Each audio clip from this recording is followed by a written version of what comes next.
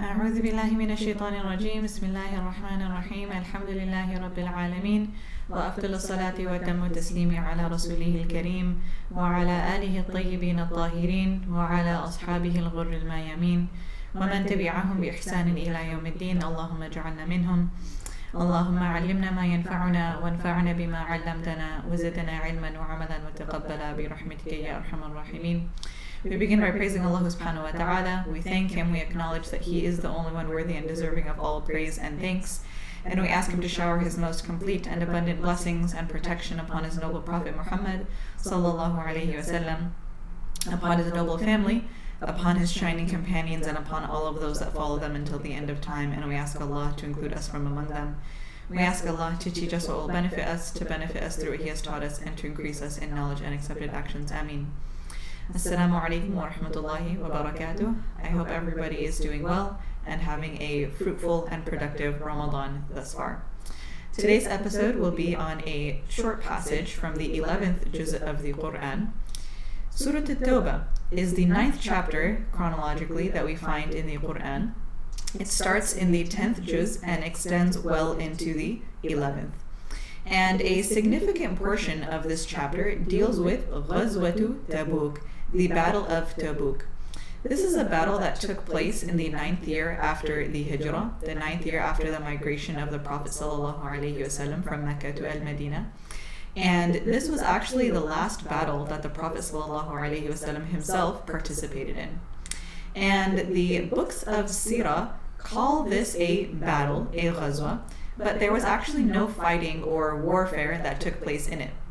The Prophet ﷺ and the companions went out to meet the enemy, the Banu al-Asfar, which was to eventually become the Byzantine Empire, but they did not actually encounter them on the battlefield. And so despite this battle not actually resulting in battle, this incident is still so rich and replete with stories and events for us to learn from. Surah At-Tawbah is a long surah, and because much of it deals with the Battle of Tabuk, we learn that this was an incredibly significant event in the life of the Prophet ﷺ. The Battle of Tabuk is particularly known for its expose of the munafiqun, the hypocrites, and Surah At-Tawbah makes this expose abundantly clear. In just one of many passages, which is the passage that we will be looking at today, from verses 94 to 96, Allah subhanahu wa ta'ala describes three characteristics of the hypocrites. Number one, they make flimsy excuses to get out of acts of worship. Number two, they hate accountability and they try to avoid it as much as possible. And number three, they lie in order to please others and get themselves out of trouble. Allah subhanahu wa ta'ala says, يَعْتَذِرُونَ إِلَيْكُمْ إِذَا رَجَعْتُمْ إِلَيْهِمْ. When you return to them, O Prophet and companions, when you return to them back to the city of Medina, they make excuses to you. So the Battle of Tabuk was mandatory on every able-bodied male who had the means to go. It was a battle that was anticipated to be extremely difficult and burdensome. The journey was long, the weather was at its most extreme, the crops were about to be harvested, and the enemy was extremely formidable. And yet, everyone who had the means to go had to go. And the companions did not hesitate in the face of how difficult this battle was to be. They jumped to the opportunity and did whatever they could to prepare the army. But the hypocrites, on the other hand, they had no passion or zeal to seize this amazing opportunity to earn reward and Jannah. So, a hefty number of them, of the hypocrites, simply just did not go. They blatantly and outrightly disobeyed Allah and His Messenger. So when the Prophet ﷺ and the companions came back after the battle was over, the hypocrites scrambled to try and come up with whatever excuses they can for why they did not go. They rushed to the Prophet ﷺ with the most flimsy and pathetic of excuses for why they did not attend, why they did not fulfill this command. For us, what we can learn from this is that making excuses in order to justify to ourselves not engaging in a particular act of worship or obedience, this is the characteristic of the worst of mankind, the hypocrites, those who are promised the worst of punishments in the hereafter. If we ever find ourselves presented with an opportunity to get closer to Allah, and then we come up with an excuse, even if that excuse is presented to no one other than our own brain and our own psyche, and we come up with that excuse just so that we can feel justified in not engaging in that act of worship, we really have to think about what we're doing, what we are engaging in. Things like, oh, I had a really long day at work today, I'm not going to go to the masjid for Ayesha tonight.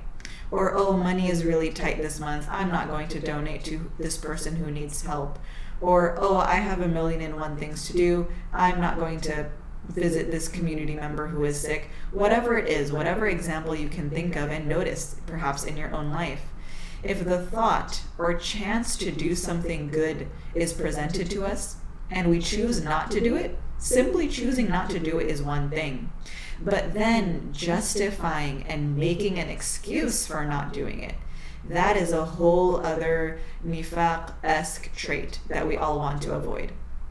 And this is not to say that there are not totally valid, justifiable reasons for not doing certain acts of worship. Of course there are. Maybe it really was a long day at work and you just cannot bring yourself to pray in congregation that night. It happens. It happens to everybody, even the best of us. We just want to make sure that we are using our life circumstances as springboards into being creative with our good deeds, instead of excuses for not doing those good deeds. So maybe, for example, okay, I'm committing myself to attending the masjid 3 times a week, no matter what, which allows me plenty of time to take a break when I need it, when I do have that long, hard day at work. Or money is tight this month, so okay, I'm going to give something small that will still help this person without compromising my ability to take care of my responsibilities. Or maybe I am, justifiably so, very busy this weekend, so I'm going to then make adjustments during my week so I can visit that sick community member at that time. We can see how making an excuse, which is what the hypocrites did, is so different than just making things work, which is what a sincere believer would do. An excuse just cuts off the opportunity to get good deeds. This is my excuse, this is why I'm not going to do that good deed.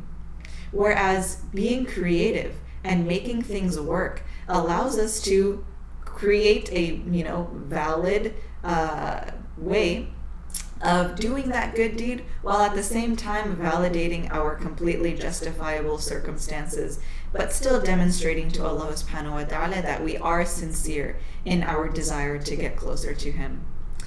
In the next verse, Allah subhanahu wa ta'ala says, سَيَحْلِفُونَ بِاللَّهِ لَكُمْ إِذَا انْقَلَبْتُمْ إِلَيْهِمْ لِتُعْرِضُوا عَنْهُمْ. This is the second quality. When you return to them, O Prophet, they swear by Allah, asking you to leave them alone. The hypocrites knew that what they did is wrong, but they don't want to be bothered about it. They don't want to acknowledge and take responsibility for their actions. They don't want to make up for and compensate for their disobedience. Rather, they just want to be left alone. Don't bother me, don't ask me. I don't want to engage in the fact that I did something wrong. They hate accountability. They hate being told that what they did was bad. They hate being told this is how to make it right. They just want to make their flimsy excuse and then move on, as if nothing ever happened, the book is closed, moving on to a next chapter. This is, again, a quality of the hypocrites that we want to try our best to stay far away from. Everybody does bad things, sincere and insincere people alike, but what makes a person sincere is their full acknowledgement of their wrongdoing and their desire to make things better, their passion to make things right. When it comes to our mistakes and the things that we might do that are not correct, we want to strike a balance. We do not want to dwell on our sins so intensely that it causes us to spiral into despair, but at the same time, we also do not want to ignore and block out our bad behaviors either. We want to strike that middle course of taking full responsibility for whatever wrong it was that we did, not blaming others, not playing the victim card, not justifying. No, Ya Allah, I take full responsibility and acknowledge that I did something wrong. But at the same time, I am going to use this opportunity, this mistake, this sin, this bad deed, as an opportunity to grow. I'm going to reflect on the circumstances that made me behave in this way, and I'm going to do whatever I can to try my best to not to do it again. We can see that a sincere person uses their mistakes as an opportunity to get better, to grow, whereas an insincere person just can't be bothered about their wrongdoing. Lastly, in this passage, Allah subhanahu wa ta'ala says, يَحْلِفُونَ لَكُمْ لِتَرْضَوْا عَنْهُمْ. They swear by Allah so that you will be pleased with them. The hypocrites had no concept of the sanctity of Allah's name and swearing by it. So they actually took His divine name and swore up and down by their lies. They were lying through their teeth, and they were fully aware and conscious, and they knew it. But still, they were taking Allah's name and swearing by it.